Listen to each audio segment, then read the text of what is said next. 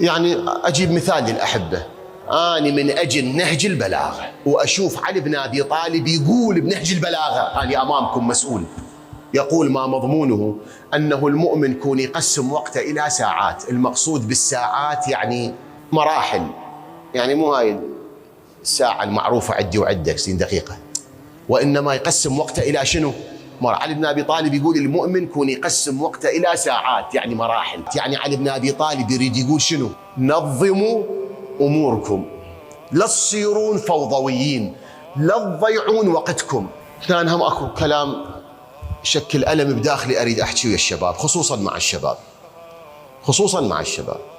أنا من أجي أقول للشباب التليفون لا يأخذ كل وقتك. أنا من أجي أقول للشباب أو للشاب أقول له لا تضيع وقتك بأمور تافهة ما بيها فائدة. هسه مثل شنو هاي الأمور التافهة؟ ما أريد أجيب أمثلة حتى ما أضوج واحد، ولا أريد أخلي حاجز بيني وبين شاب. ما أحب أسيء لأحد، أسولف من بعيد أفضل. مثل شنو هاي الأمور اللي تشغل الشباب؟ ما أحب أجيب مصادق. أكو عندي مصادق بس ما أحب أجيب مصادق، أجي أسولف من بعيد. هم الشباب يعرفون شنو الأمور اللي تضيع وقتهم.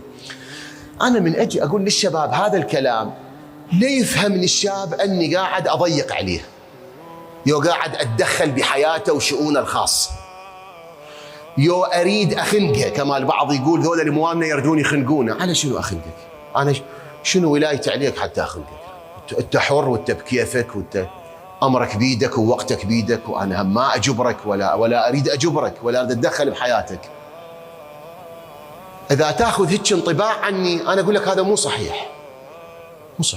أنا شغلي مثل ما أنصح نفسي، أنصح أخويا، أنصح ابني، أنصح أخوتي المؤمنين.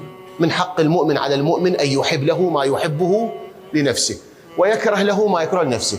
يبقى هذا المؤمن يريد يتقبل ما يتقبل بكيفه. أنا ما أجبرك.